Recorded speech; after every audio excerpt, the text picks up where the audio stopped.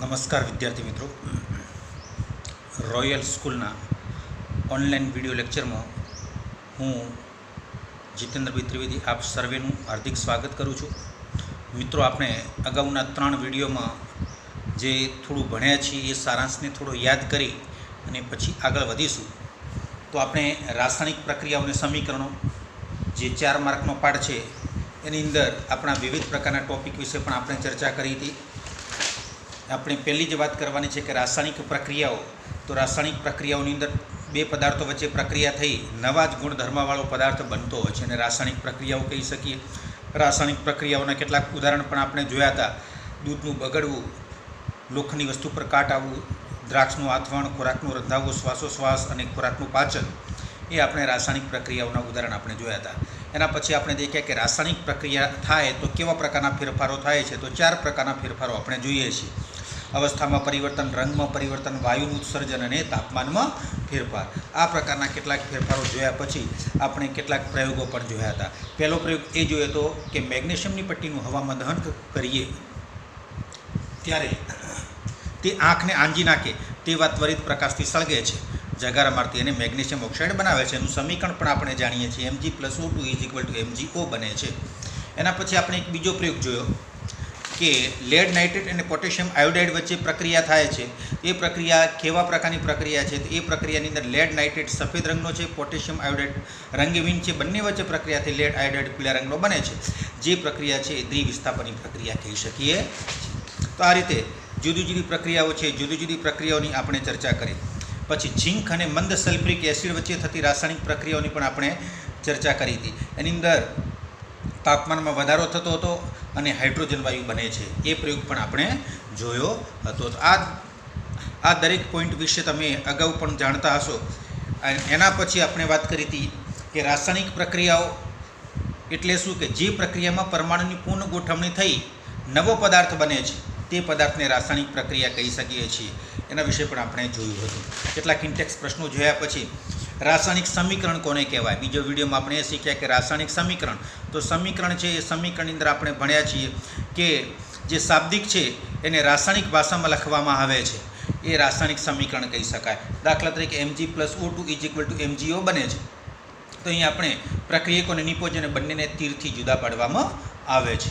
તો તીરની ડાબી બાજુ પ્રક્રિયકો હોય છે, તીરની જમણી બાજુ નિપજ હોય છે, અને જો એક કરતાં વધુ પ્રક્રિયકો હોય તો વચ્ચે વત્તાકાર કરીને પણ જુદા પાડવામાં આવે છે. એના પછી આપણે સમીકરણની અંદર દેખ્યું કે સમીકરણ 2 પ્રકારના હોઈ શકે. એક અસમતુલિત સમીકરણ. તો અસમતુલિત સમીકરણ જેમાં જમણી બાજુ અને ડાબી બાજુ, તીરની જમણી બાજુ અને ડાબી બાજુ પ્રક્રિયકો અને નિપજોની અંદર પરમાણુની સંખ્યા સમાન ન હોય તો એ સમીકરણને અસમતુલિત સમીકરણ કહેવામાં આવે છે.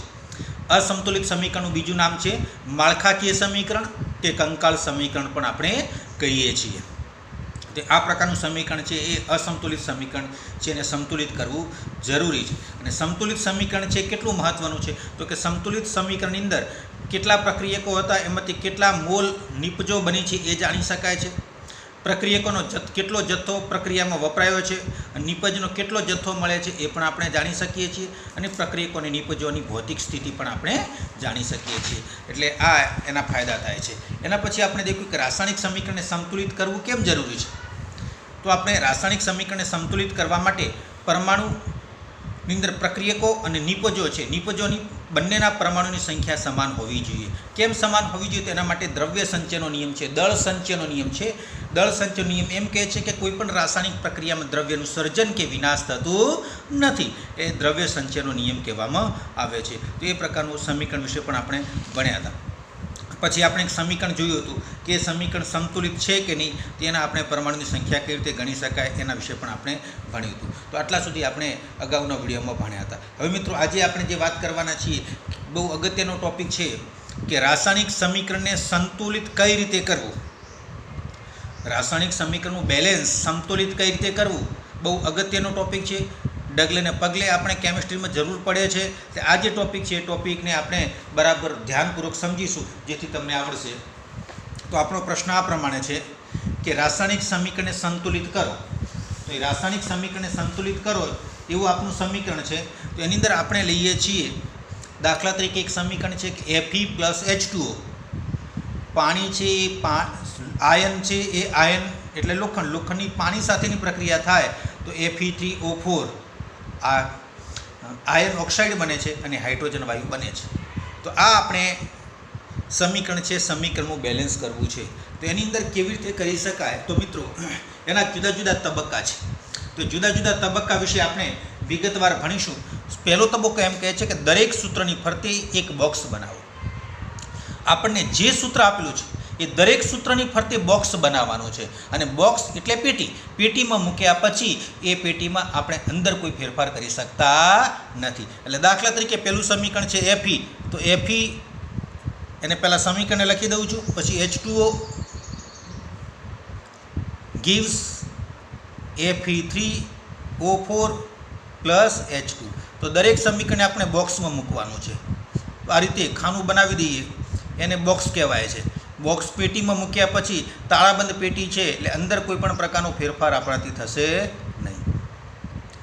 તો પહેલો તબક્કો શું કહ્યું કે પહેલા તબક્કાની અંદર દરેક સૂત્ર છે, દરેક સૂત્રની ફરતે બોક્સ બનાવો.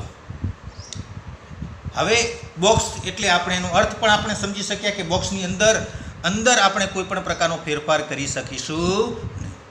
પછી તબક્કો 2. તબક્કા 2 ની અંદર આપણે એમ કરવાનું છે કે જે તત્વો હાજર છે એ જુદા જુદા તત્વોના પરમાણુની યાદી તૈયાર કરો. એની સંખ્યા કેટલી છે એ પરમાણુની સંખ્યાની આપણે યાદી કરવી છે. એટલે પરમાણુની સંખ્યાની આપણે ગણતરી કરવી છે. તો કયા કયા પરમાણુ છે? તો પહેલો Fe છે, પછી હાઇડ્રોજન છે, ઓક્સિજન છે. આ 3 પરમાણુ છે, Fe, H અને O. તો અહીંયા આપણે તત્વ લખ્યું Fe, H અને O. હવે આપણે એના પરમાણુની સંખ્યા ગણવાની છે. પરમાણુની સંખ્યાની અંદર પ્રક્રિયકના પરમાણુ ગણવાના છે અને નિપજના પરમાણુ ગણવા છે. પ્રક્રિયક કોને કહેવાય? તો આ જે તીર છે અગત્યનું છે મિત્રો. તીર છે, તીરની આ સાઈડ છે, આ જે 2 વસ્તુ છે આને પ્રક્રિયક કહીશું. અને તીરની આ સાઈડ જે છે 2 પદાર્થો બને છે એને શું કહેવાય છે? નિપજ કહેવાય છે. તો આપણે સૌથી પહેલાં પ્રક્રિયકના આપણે Fe ગણવા છે. તો પ્રક્રિયક આટલો ભાગ જ જોવાનો. પ્રક્રિયક એટલે તીરની ડાબી બાજુનો ભાગ જ જોવાનો. એની અંદર જોઈશું તો Fe છે, તો Feનો 1 પરમાણુ છે. કેટલો પરમાણુ છે? 1. હવે નિપજમાં જઈશું તો નિપજમાં Fe3 એના 3 પરમાણુ છે. એના કેટલા પરમાણુ છે? 3 પરમાણુ છે. એના પછી બીજા નંબરે આપણે ગણવાનું છે હાઇડ્રોજન. તો હાઇડ્રોજનના પરમાણુ કેટલા છે? તો હાઇડ્રોજન એટલે H પાછળ 2 લખેલા છે. તો હાઇડ્રોજનના 2 પરમાણુ છે. પ્રક્રિયકમાં કેટલા છે? 2. હવે નિપજમાં જઈએ તો નિપજમાં આમાં હાઇડ્રોજન નથી, આમાં હાઇડ્રોજન નથી, પણ આ અહીં છેલ્લે આપેલો છે H પાછળ હાઇડ્રોજન પાછળ કેટલા લખ્યા છે? 2. તો અહીં પણ હાઇડ્રોજનના કેટલા પરમાણુ થશે? 2 પરમાણુ. હવે એના પછી આપણે છેલ્લો ગણવાનો રહેશે ઓક્સિજનના પરમાણુ ગણવા છે. ઓક્સિજનના પ્રક્રિયક અને નિપજ બંને સાઈડના આપણે પરમાણુ ગણીએ. ઓક્સિજનમાં તમે જો અહીં કોઈ ઓક્સિજનનો પરમાણુ નથી, અહીં નથી, પણ અહીં છે. અહીં ઓક્સિજનનો 1 પરમાણુ છે. પછી અહીં ઓક્સિજનના કેટલા પરમાણુ છે? 4 પરમાણુ છે. અહીં ઓક્સિજનના 4 પરમાણુ છે. તો આ રીતે અહીં આપણે બીજા તબક્કાની અંદર દરેક તત્વના પરમાણુની સંખ્યા આપણે ગણવાની છે. હવે એ ગણ્યા પછી પરમાણુની સંખ્યા સરખી છે કે નહીં એ આપણે જોવાનું છે. તો અહીં આપણે દેખીએ દાખલા તરીકે Fe, તો કે એ પણ સરખું નથી. H સરખો છે. O પણ સરખો નથી. હવે આમાંથી આપણે તબક્કા 3 ની અંદર તબક્કો 3 એમ કહે છે કે સૌથી વધારે પરમાણુ ધરાવતા સંયોજનને પસંદ કરો અને સંતુલિત કરો. સૌથી પહેલાં આપણે સૌથી વધારે પરમાણુ ધરાવતો, દાખલા તરીકે સૌથી વધારે જુઓ તમે પરમાણુ કોના છે? 1, 2, 1, 3, 2, 4. પ્રક્રિયક કે નિપજ ગમે તે સૌથી વધારે પરમાણુ જોવાના, તેમાં સૌથી મોટી સંખ્યા છે 4. એ 4 કોના છે? તો ઓક્સિજનના પરમાણુ. 4 એ ઓક્સિજનના પરમાણુ છે. તો મારે શરૂઆત ઓક્સિજનના પરમાણુને બેલેન્સ કરવાથી કરવાની છે. ખ્યાલ આવે છે મિત્રો? જેના પરમાણુ સૌથી વધુ હોય એની સૌથી પહેલાં પસંદગી કરી એને સૌથી પહેલાં સંતુલિત કરવાના છે. તો અહીં આપણે સૌથી વધારે કે ઓક્સિજનના પરમાણુ છે તો મેં ઓક્સિજનના પરમાણુ લખ્યા પ્રક્રિયકો અને નિપજોમાં. અહીં આપણે 2 ભાગ કરીશું. તો એક શરૂઆતમાં કેટલા આપ્યા છે, પછી સંતુલિત કરવા માટે કેટલા જરૂર પડશે. દાખલા તરીકે આપણે વાત કરીએ હવે H2O H2O। તો H2O ની અંદર વાત કરીએ તો અહીંયા આપણે ઓક્સિજનના પરમાણુ કેટલા છે તો કે 1। સામે નિપજનું ઓક્સિજનવાળું સંયોજન છે Fe3O4, એની અંદર ઓક્સિજનના પરમાણુ કેટલા છે 4। બરાબર છે। તો અહીં આપણે 1 અને 4 છે, અહીં પ્રક્રિયકમાં 1 છે અને 4 છે, તો સરખા કરવા છે તો 1 ના 4 કરવા તો 1 ને કેટલા વડે ગુણવા પડે 4 વડે। 1 અને 4 નો લસા 4 થાય, તો અહીં આપણે 4 વડે ગુણીશું। કેટલા વડે ગુણીશું 1 ને 4 વડે ગુણીશું। તો અહીં 4 છે એ 4 ને કેટલા વડે ગુણીએ તો 4 ના 4 જ રહે, તો 4 ને કેટલા વડે ગુણવા પડશે 1 વડે ગુણવા પડે। તો આ રીતે આપણે ગુણવાનું નક્કી કર્યા પછી હવે જે આપણું સમીકરણ છે એ સમીકરણની અંદર આપણે જે H2O લખેલું છે એની આગળ 4 મૂકવાના અને Fe3O4 એની આગળ કેટલા લખવાના 1, પણ 1 વ્યવહારમાં લખાતો નથી। કઈ રીતે લખી શકાય જરાક આપણે સમીકરણ ઉપર જઈએ। દાખલા તરીકે આપણું જે સમીકરણ છે આ પ્રમાણે છે Fe પ્લસ H2O gives શું gives છે તો Fe3O4 પ્લસ H2। આપણે આ સમીકરણને આપણે બોક્સમાં મૂકી દઈશું। એટલા સુધી તો આપણે સમીકરણ 1 છે બોક્સમાં મૂકેલું છે એટલે બોક્સમાં જ રાખીશું। હવે મારે ઓક્સિજન છે, ઓક્સિજન આગળ H2O આગળ 4 મૂકવા છે, તો H2O આગળ 4 મૂકવાના તો અહીં 4 મૂકવાના છે, અહીં 4 મૂકવાના। આમ લખી શકાય નહીં, અહીં આપણે છે H2 પાછળ અહીં કરીને આમ 4 લખી દઉં તો આ ખોટું છે, અથવા H2O કરી અને પાછળ 4 લખું આ પણ ટેકનિક ખોટી છે। જે પણ સંતુલિત કરવા માટે પરમાણુ મૂકવા છે એ આગળ સહગુણકમાં મૂકવાના છે। આપણે બહુપદીમાં ભણ્યા છીએ ને સહગુણક, એટલે એ જે પણ સંખ્યા છે એ સંખ્યાને સહગુણકમાં આપણે લખવાની છે। અને અહીં જે છે 4 સંતુલિત કર્યા, હવે આપણે Fe3O4 એની આગળ કેટલા લખવાના છે 1, તો 1 ન લખતો બી ચાલી શકે। તો અહીં આપણું આ પહેલું જે સમીકરણ મળ્યું એ પહેલું સમીકરણ છે આપણે એક જ ઓક્સિજન સંતુલિત કર્યા, જેથી આ જે સમીકરણ છે એને આંશિક સંતુલન કહેવાય। આંશિક એટલે અધૂરું સંતુલન, બરાબર, પૂરેપૂરું સંતુલન કર્યું નથી। એટલે પહેલા તબક્કાની અંદર આપણે એટલું શીખ્યા કે અહીં આપણે આ જે તબક્કો છે ત્રીજા તબક્કાની અંદર આપણે એમ શીખ્યા કે અહીં આપણે સમીકરણની અંદર જ્યાં સૌથી વધુ પરમાણુ છે એને બેલેન્સ કરો। હવે એના પછી આગળનો તબક્કો જોઈએ, ચોથો તબક્કો। તો ચોથા તબક્કાની અંદર હવે આપણે એ દેખવાનું છે કે અહીં આપણે આપણી પાસે ફરીથી યાદ કરી જોઈએ તો આપણી પાસે Fe, H અને O 3 તત્વો હતા, એમાંથી આપણે સૌથી પહેલાં O ને બેલેન્સ મેં કરી નાખ્યું। તો O ને બેલેન્સ કર્યું તો હવે મારી પાસે વધે છે Fe અને H। કયા તત્વો વધે છે Fe અને H। Fe અને H હવે આપણે એમને સંતુલિત કરવા છે, બરાબર। તો H ને સંતુલિત કરવા માટે આમ તો H શરૂઆતમાં સંતુલિત હતો, પણ અહીં આપણે એને 4 વડે ગુણ્યા એટલે 4 દુ 8 થઈ ગયા, એના પરમાણુ કેટલા થઈ ગયા 4 દુ 8 પરમાણુ થઈ ગયા, એટલે ફરીથી આપણે એનું સંતુલન કરવું પડશે। તો અહીં આપણે હવે આપણી પાસે H અને Fe સંતુલિત નથી એટલે બાકીના પરમાણુને સંતુલિત કરવા છે, તો અહીં પહેલામાં પહેલી પસંદગી હવે હું બીજા નંબરમાં કરું છું H પરમાણુની પસંદગી। H એટલે હાઇડ્રોજન, હાઇડ્રોજનની પસંદગી કરવી છે। તો અહીં આપણે હાઇડ્રોજનના પરમાણુ લખીશું શરૂઆતમાં પ્રક્રિયકોને નિપજોમાં। પ્રક્રિયકો એટલે કયો સાઈડ કહેવાય લેફ્ટ હેન્ડ સાઈડ LHS, નિપજ એટલે રાઈટ હેન્ડ સાઈડ, બરાબર છે। હવે આપણે ગણીએ કે H2 4 H2 આપણે લખેલા છે, એમાં H કેટલા છે તો 4 દુ 8, કેટલા છે 4 દુ, આ બંનેનો ગુણાકાર કરવો પડે એટલે 8 પરમાણુ થયા। તો નિપજ છે, નિપજમાં H2, તો નિપજમાં હાઇડ્રોજનના કેટલા પરમાણુ છે 2। હવે મિત્રો જો અહીં 8 પરમાણુ છે, અહીં 2 છે, તો મારે 8 લાવવા છે, તો એને 2 પરમાણુ છે એ 2 પરમાણુના 8 કરવા છે, એટલે કે 8 અને 2 નો લસા 8 થાય છે। તો 8 લાવવા હોય તો 2 ને કેટલા વડે ગુણવા પડે 4 વડે, કેટલા વડે ગુણવા પડે 4, અને 8 ને 8 એકા 8। તો અહીં આપણે હવે આ જે સમીકરણ હતું એ સમીકરણની અંદર આપણે હવે શું કરીશું, જે H2O છે એની આગળ આપણે કેટલા લખવાના છે 4। તો ફરીથી આપણું જે સમીકરણ હતું આગળનું સમીકરણ લખી દઈએ Fe પ્લસ 4H2 Fe3O4। અહીં આપણે સમીકરણને બોક્સમાં મૂકેલું છે એટલે બોક્સમાં જ રાખીશું, અને અહીં લખ્યા પછી અહીં હું આગળ 4 મૂકી દઉં। કેટલા મૂકું આ મેં વધારાના 4 મૂક્યા, કારણ કે હાઇડ્રોજનના પરમાણુને સંતુલિત કરવા માટે.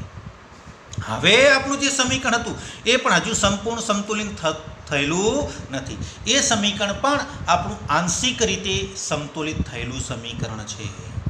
મિત્રો બહુ ધ્યાનપૂર્વક આપણે ધીમે ધીમે વધારવાનું છે. હજુ આપણી પાસે ગઈ વખતે આપણે શીખ્યા કે આપણે એચ અને એફઈ, તો આપણે એચ પણ સંતુલિત કરી નાખ્યા. હવે આપણી પાસે એક જ વસ્તુ સંતુલિત કરવાની વધી. કઈ વધી?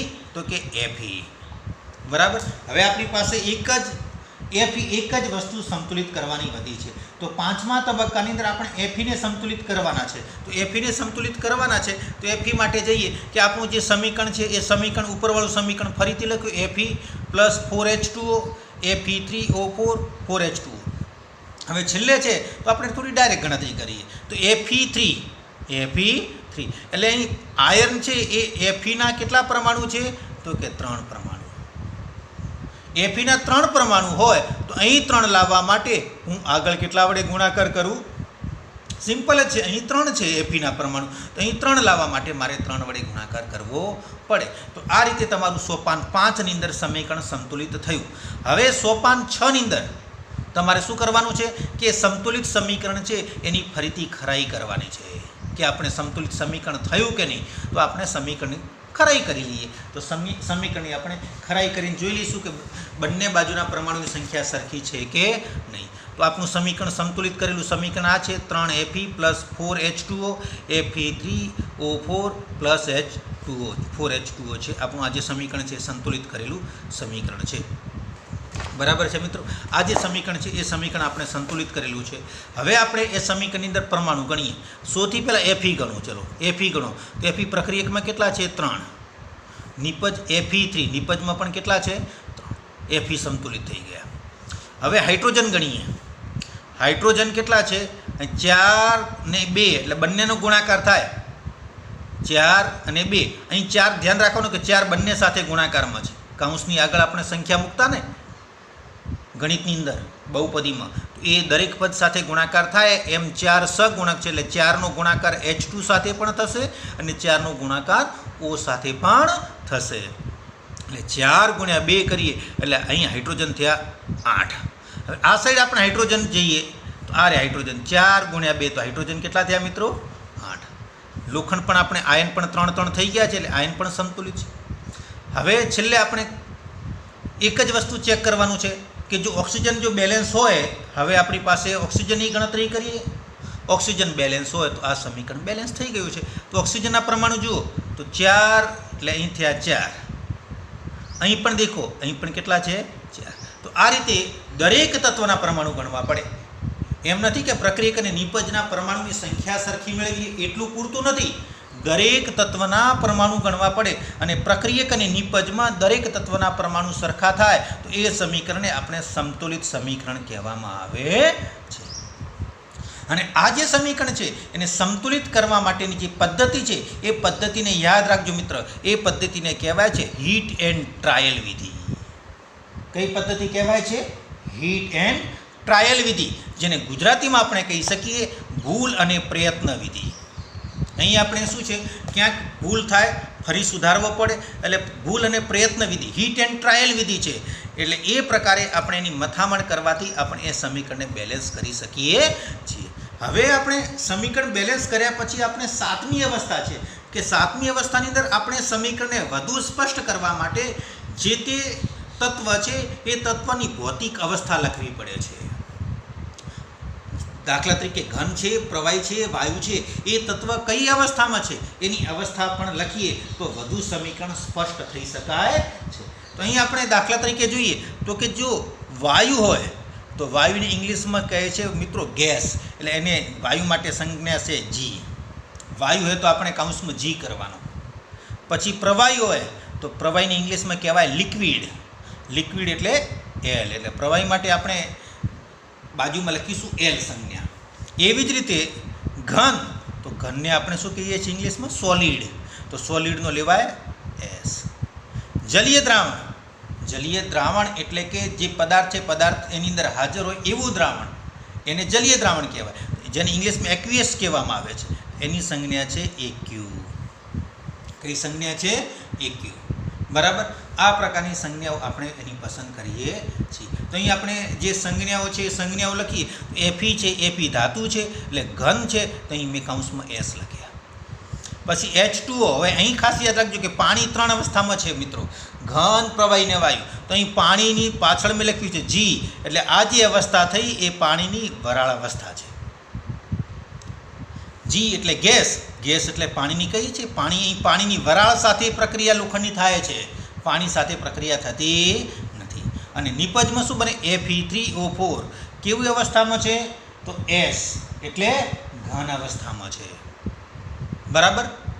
અને છેલ્લે છે 4H2, એની પાછળ શું કરેલું છે? જી એટલે વાયુ અવસ્થા. આ વાયુ અવસ્થા. શરૂઆતમાં વાયુ અવસ્થા માટે આવો તીર કરવાનું પણ ઘણી વખત લખવામાં આવતું હતું કે જે વાયુ છે એ ઉપર આવતો હોય તો વાયુ માટે તીરની સંજ્ઞા પણ મુકાતી હતી. પણ હવે આપણે અહીં આપણે જે વાયુ છે, વાયુ માટે આપણે જી ગેસ સંજ્ઞા છે એટલે જી સંકેત પસંદ કર્યો છે, એ સંકેત આપણે મૂકવાનો છે. તો આ રીતે આપણું જે સમીકરણ છે એ સમીકરણની આપણે ભૌતિક અવસ્થા પણ આપણે નક્કી કરી શક્યા. હવે આપણે ઘણી વખત જે સમીકરણ છે, ઘણી વખત સમીકરણની અંદર આપણે આટલી વસ્તુ દર્શાવવી પડે છે કે તાપમાન, દબાણ, ઉદ્દીપક, તાપમાન, દબાણ, ઉદ્દીપક, આ જે પરિસ્થિતિ દર્શાવી છે એ પરિસ્થિતિ દર્શાવવા માટે આપણે જે પ્રક્રિયક અને નિપજ વચ્ચે જે તીર કરીએ છીએ એ તીરની ઉપર કે નીચે લખી શકાય. તીરની ઉપર કે નીચે લખી શકાય છે. એક જ પ્રક્રિયા દેખીએ. દાખલા તરીકે એક પ્રક્રિયા લઉં છું એવી જ CO. CO એટલે કાર્બન મોનોક્સાઇડ. એ કાર્બન મોનોક્સાઇડ વાયુ છે, એને ફરીથી હાઇડ્રોજન વાયુ સાથે પ્રક્રિયા કરાવીએ. પણ અહીં આપણે 340 વાતાવરણ દબાણે છે. આ વાતાવરણ યાદ રાખવું પડે. 340 વાતાવરણ દબાણે પ્રક્રિયા થાય તો એમાંથી CH3OH આવું કાર્બનિક સંયોજન બને છે, જેને કહેવાય છે મિથેનોલ. પાછળ OH આવે છે એટલે નોલ, આલ્કોહોલ સંયોજન બને છે. આપણે ઓર્ગેનિક કેમિસ્ટ્રી ભણીશું ત્યારે એ પણ આપણે જાણીશું. તો અહીં આપણે ઉપર જે છે તીરની ઉપર અહીં વાતાવરણ લખ્યું છે. બરાબર. એ જ રીતે આપણે એક બીજું સમીકરણ લઈએ. જે સમીકરણ છે 6CO2 પ્લસ 12H2O પ્રકાશ સંશ્લેષણની પ્રક્રિયાનું સમીકરણ આપણે લખીએ. અહીં આપણે પ્રકાશ સંશ્લેષણની પ્રક્રિયા છે તમને ખબર છે કે મિત્રો કોની હાજરીમાં થાય? તો કે સૂર્યપ્રકાશની હાજરીમાં અને ક્લોરોફિલ હરિત દ્રવ્ય એ પણ જરૂરી છે. એની હાજરીમાં થઈ અને વનસ્પતિ ખોરાક બનાવે, એ ખોરાકને કહેવાય ગ્લુકોઝ. અને ગ્લુકોઝનું સૂત્ર યાદ રાખજો, C6H12O6. ગ્લુકોઝ બનાવે છે, વત્તા એમાંથી ઓક્સિજન વાયુ મળે છે, વત્તા એમાંથી પાણીની વરાળ પણ છૂટી પડે છે. તો અહીં આપણે સૂર્યપ્રકાશ અને ક્લોરોફિલ લખ્યું છે. તો આ પ્રકારની જે પ્રક્રિયાઓ છે એ પ્રકારની પ્રક્રિયાઓની અંદર તીરની ઉપર અહીં આપણે તીરની ઉપજ, વાતાવરણ કેટલું વાતાવરણમાં પ્રક્રિયા થાય છે, તાપમાન કેટલું છે, ઉદ્દીપક કયો છે, દબાણ કયું છે, એટલે કે એ પદાર્થો છે એ પ્રક્રિયકના વધારાના પદાર્થો છે, પ્રક્રિયક તરીકે કહેવાતા નથી. એવા વધારાના પદાર્થોને તીરની ઉપર કે નીચે લખવામાં આવે છે. તો આ રીતે તમે મિત્રો સમીકરણ છે, સમીકરણને સંતુલિત કરવાના તબક્કા તમે ધ્યાનપૂર્વક સમજ્યા છો. અને કેટલાક સમીકરણો છે એ સમીકરણો સંતુલિત કરવા માટે તમારી ચોપડીમાં પણ આપેલા છે. તો એ પ્રશ્નોને પણ આપણે સમજીશું. એટલે તમે આ પ્રશ્ન છે આ પ્રશ્નને ફરીથી બરાબર ધ્યાનપૂર્વક સમજવાનો પ્રયત્ન કરવાનો છે, જે તમને ફાવશે. તો આ રીતે મિત્રો આની ફરીથી તમે પ્રેક્ટિસ કરશો.